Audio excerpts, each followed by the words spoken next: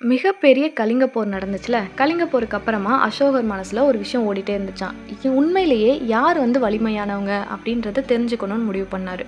உடனே மாறுவேடத்துல கிராமத்துக்குள்ள நடந்து போனாரு.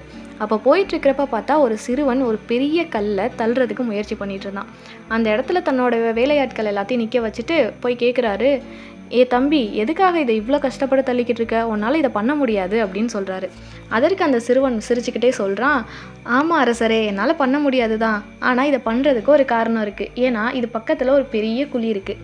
என் அம்மாவுக்கு கண்ணு தெரியாது. அவங்க தெரியாமல் விழுந்துட்டாங்கன்னா என்ன பண்ணுறது? அதுக்காக தான் இந்த கல்லை அசைச்சு அந்த குழிக்குள்ளே போட்டு நான் எங்கள் அம்மாவை காப்பாற்ற போகிறேன் அப்படின்னு சொன்னானாம்.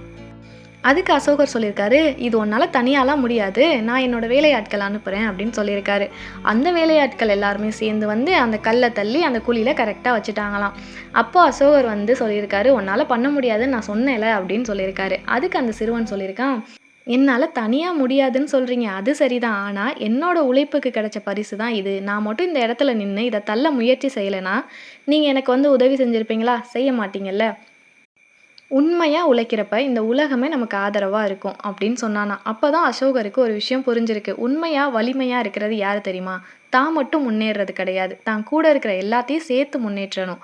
அது மட்டும் இல்லாமல் நம்மளால் முடியாதுன்னு இருக்கிறத விட அதை செய்ய முயற்சி செஞ்சுட்டே இருந்தோன்னா இந்த உலகமே நம்மளுக்கு உதவி செய்யும். அதுதான் இந்த கதையோட கருத்து.